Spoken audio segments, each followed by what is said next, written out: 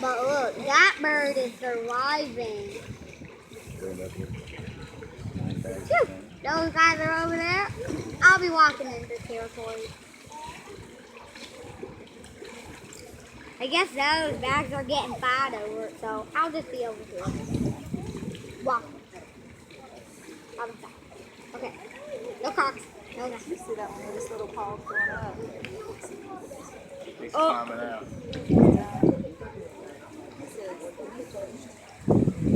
Yeah. The real big one?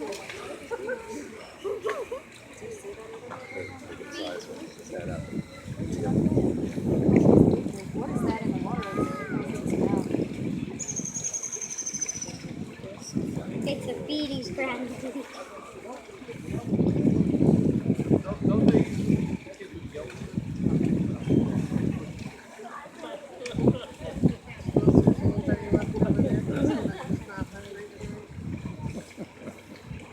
Hey, Crocs! Good afternoon, everybody. Welcome to the St. Augustine Alligator Zoological Park, and welcome to our swamp feeding demonstration. My name is Kirsten. I'm joined here by Amy. We're reptile keepers here at the park, and we're here to do just that, show you how and what we feed this area. But before we do get to that fun part, couple safety reminders. Unfortunately, I'm going to have to request, if you have any kids with you, not to have them up on your shoulders. If you do want to hold your kids up, absolutely hold them tightly in your arms in front of you so they can get a nice view. When you do that, though, please be very mindful of where the railing is in front of you and where it is behind you. Maybe you remain sort of in the center of the platform. We just want to make sure you're as safe as possible out here. Also, if you do have any personal items in your hands, cups or cell phones or anything like that, please do not leave them resting on the posts or on top of the feed boxes. Feed boxes are in that inner ledge right there. I know it seems like a good resting spot, but it's more just a good place for things to fall down into the enclosure. And as you may notice, we have some very excited animals out here. Pretty much anything that hits the water looks like food, and they may eat that item. That could be potentially harmful, so we want to avoid that. But we do understand accidents do happen, so please don't be afraid to let a staff member know if something falls into this or any enclosure. We'll do the best we can to get that item back for you if we can do so safely, which, as you might be able to guess out here in the swamp, is rarely possible, so no big promises about that. All that out of the way, we'll get on to the demonstration.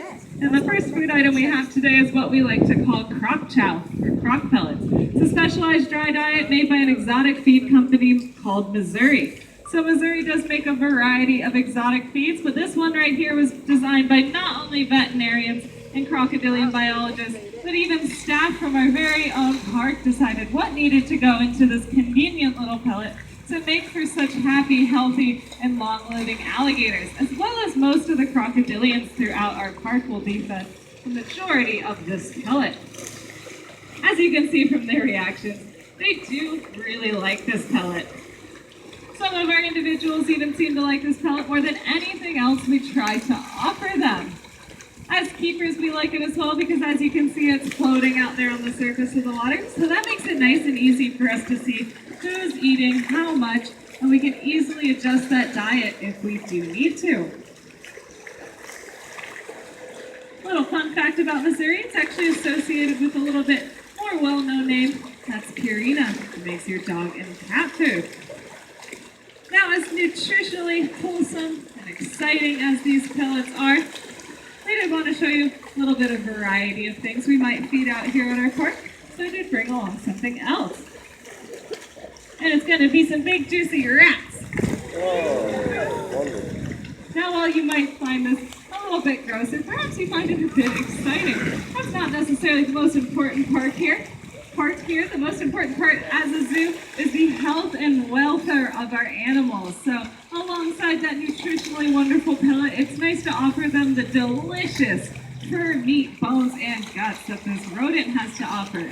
So we do feed these items out whole so the alligators can enjoy all the benefits nutritionally as well as mentally stimulating of this whole prey item. So we'll see if someone's interested right off the bat.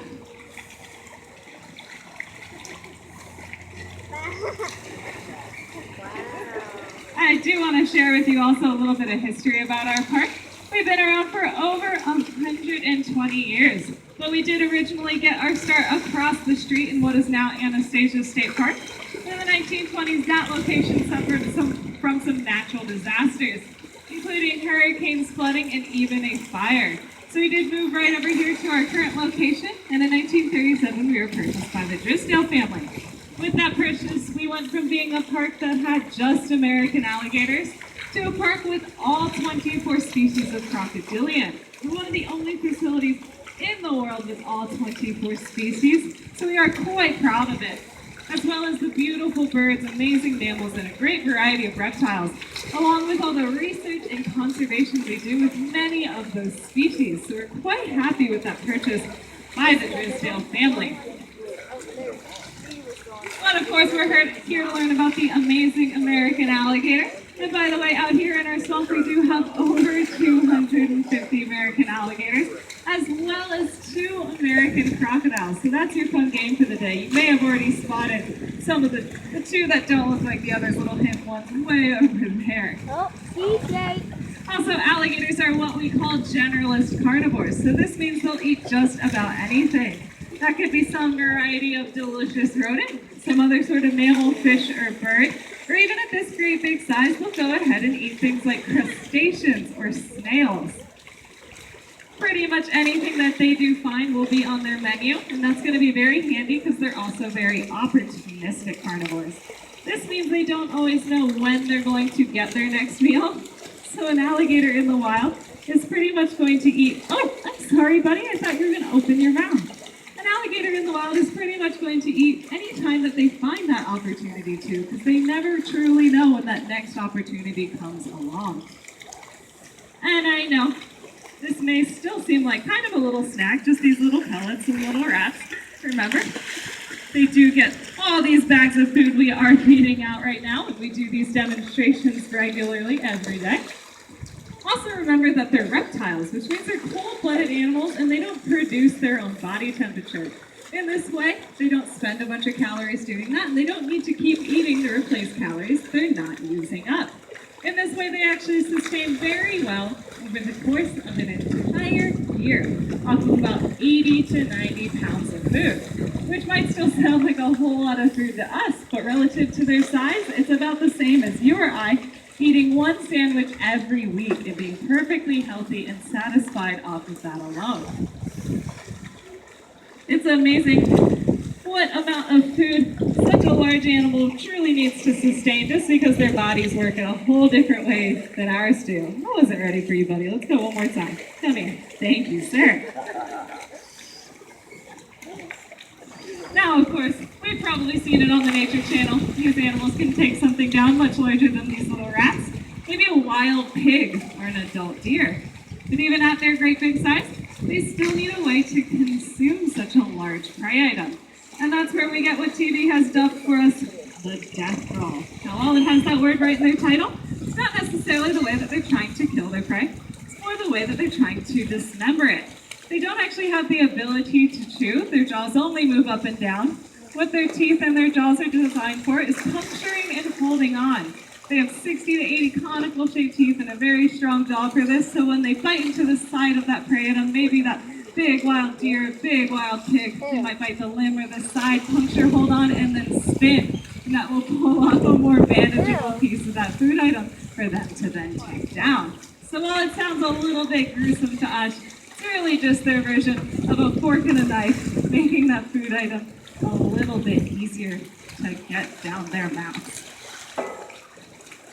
And then, of course, one of the most fun things about our demonstrations are these amazing jumps that these animals do. And to tell you the truth, they're not even fully showing off what they can do, as amazing as that is. I know, I need to reward that jump. That was so good. There you go. So he's kind of got some other alligators crawling all over his back. That's not the best for jumping up out of the water. But if he had a nice clear path, what he's doing is he's putting his tail directly underneath him. Those tails are big and meaty because they're very powerful, full of laterally compressed muscle. They swipe that tail back and forth and it blasts about potentially 2/3 of their entire body length up and out of the water.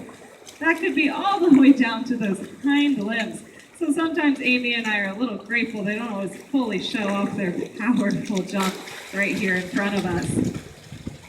Now now we do have a few more bags of food up here, so feel free to watch our little frenzy as we toss the rest out. Or if you do want to just ask me questions, I'll be available once we're done with that outside the theater, so you can work your way over there and find me in several minutes. Other than that, thank you very much for coming out to our park today. I hope you'll also join me for my 4 o'clock demonstration, Realm of the Alligator, back at our main lagoon, where I will walk around down that enclosure and tell you more about these fascinating animals. Thanks so much for coming out to the park today, and have a wonderful time.